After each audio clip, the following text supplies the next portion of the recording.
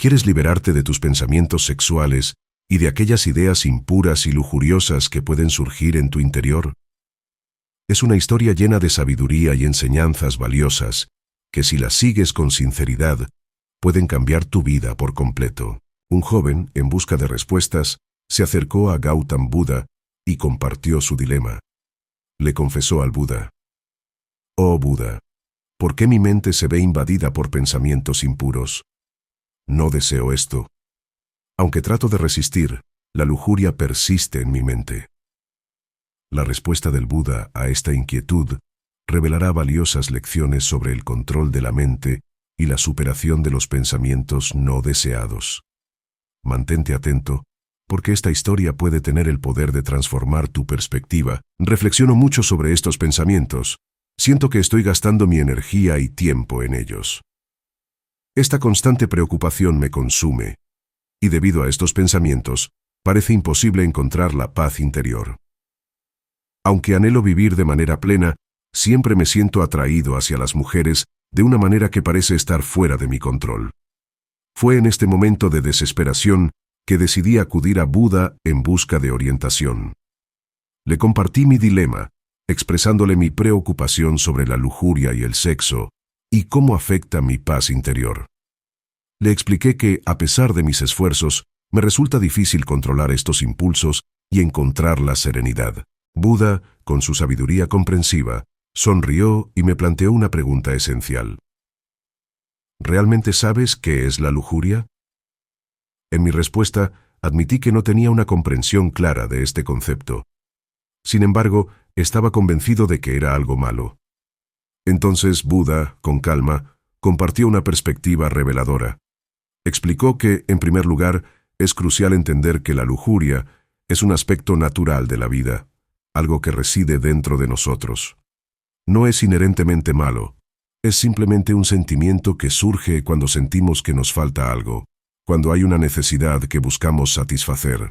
Imagínalo como la sensación de carecer de algo esencial, como el deseo de obtener más dinero cuando sientes que te falta.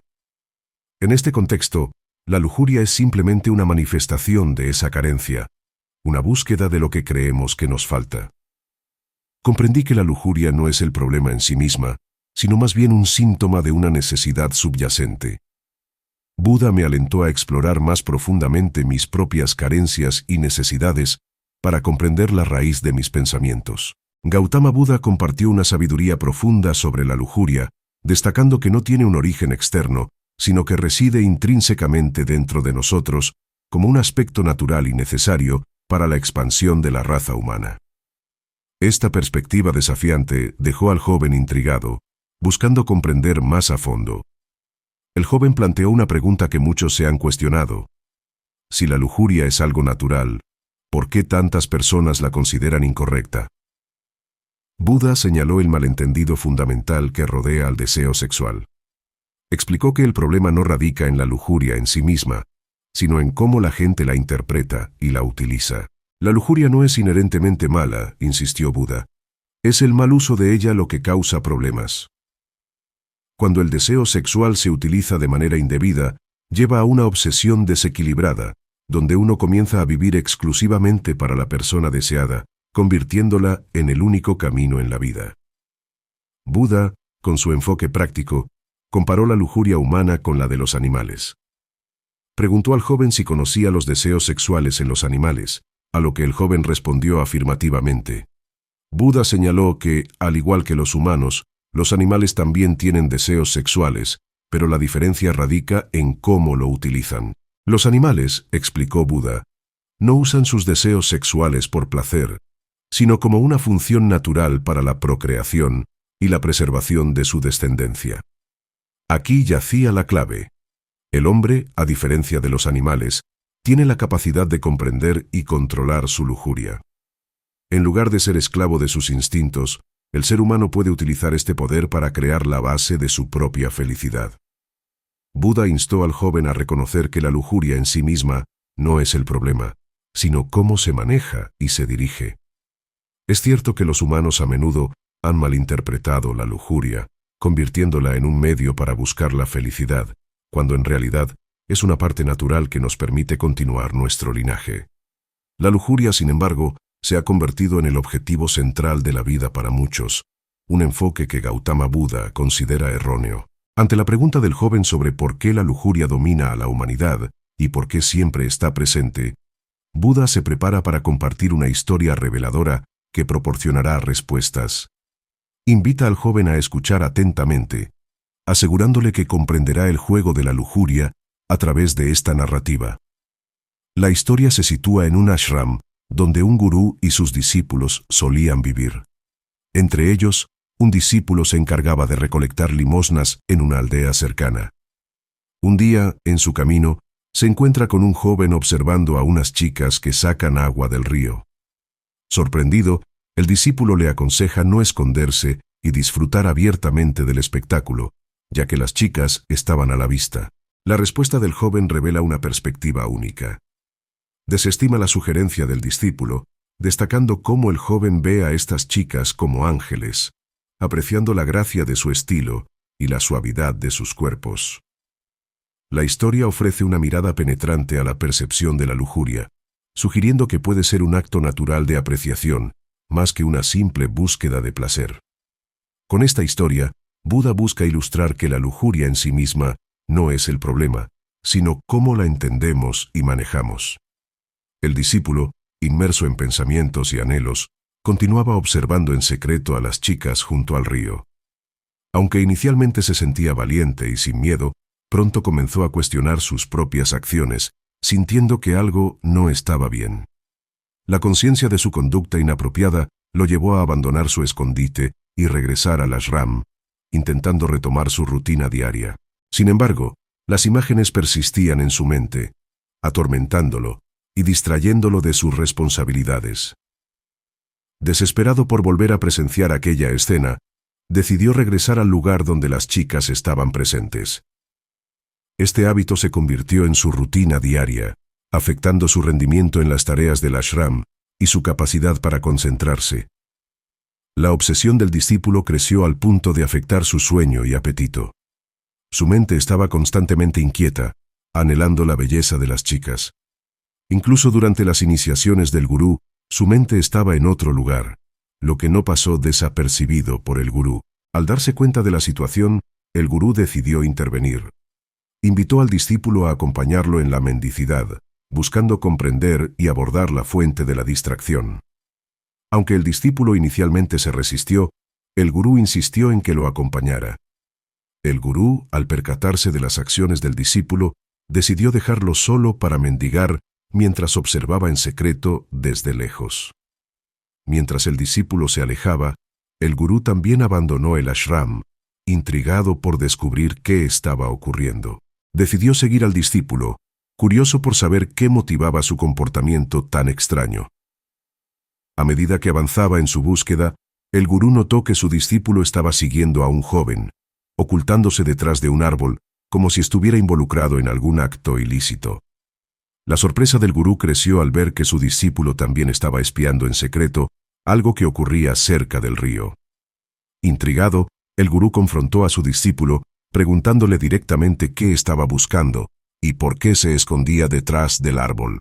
La voz del gurú resonó, sorprendiendo al discípulo, quien empezó a sudar y temblar, como si hubiera sido descubierto en pleno acto delictivo. Incapaz de articular una respuesta coherente, el discípulo se sumió en un estado de nerviosismo, dejando escapar solo palabras entrecortadas. La historia revela la confrontación entre el gurú y su discípulo, destacando la importancia de abordar comportamientos inapropiados y reconocer las consecuencias de acciones impulsivas. El gurú, al intervenir, busca llevar al discípulo a una reflexión más profunda sobre sus elecciones y comportamiento.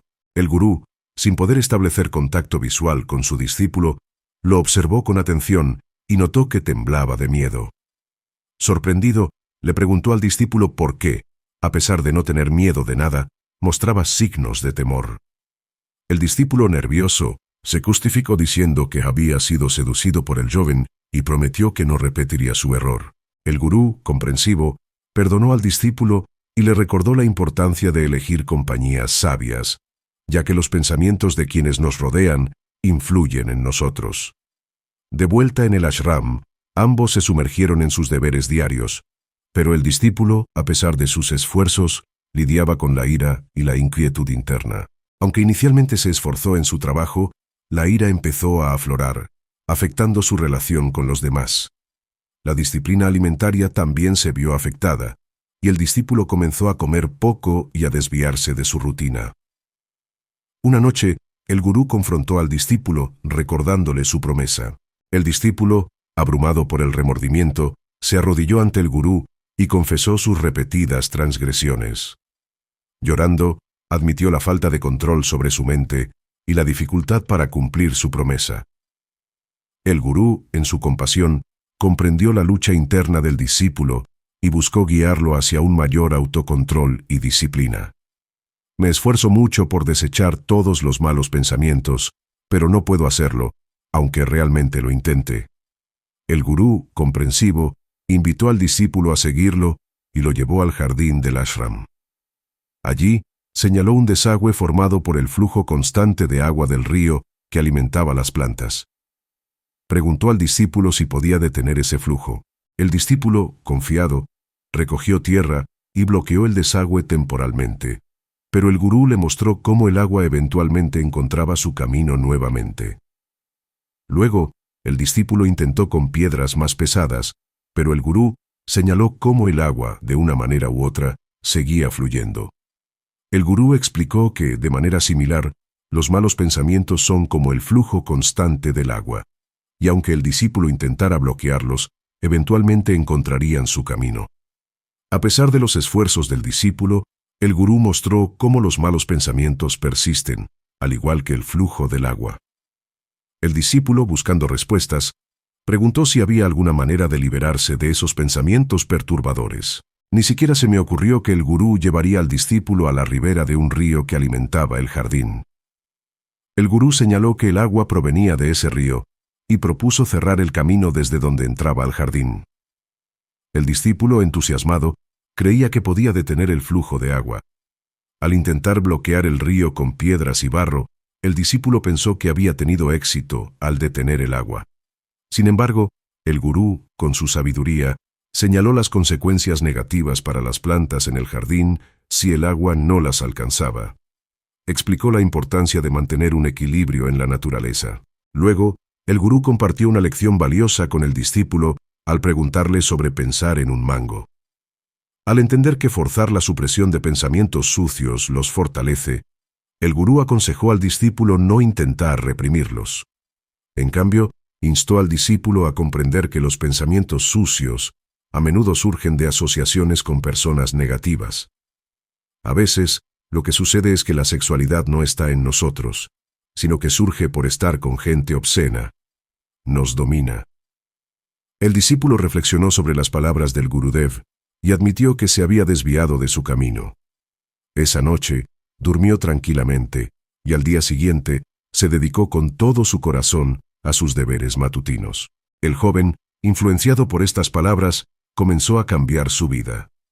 Dejó de esconderse y en lugar de ir al río, se esforzó por mejorar. Al comprender el poder de la compañía y cómo influye en los pensamientos. Cuando Gautama Buda le preguntó al joven si había encontrado respuestas a sus preguntas, éste respondió afirmativamente. Agradecido, el Buda reiteró la importancia de equilibrar los pensamientos y conocerse a sí mismo, recordándole que no debía culparse por pensamientos impuros, sino buscar el equilibrio interior. Y ahí lo tienes, amigos. Espero que esta historia haya resonado contigo tanto como lo hizo conmigo. Si deseas explorar más historias inspiradoras, reflexiones profundas y contenido que despierte tu mente, no dudes en suscribirte a nuestro canal. Juntos podemos embarcarnos en un viaje de descubrimiento y crecimiento personal.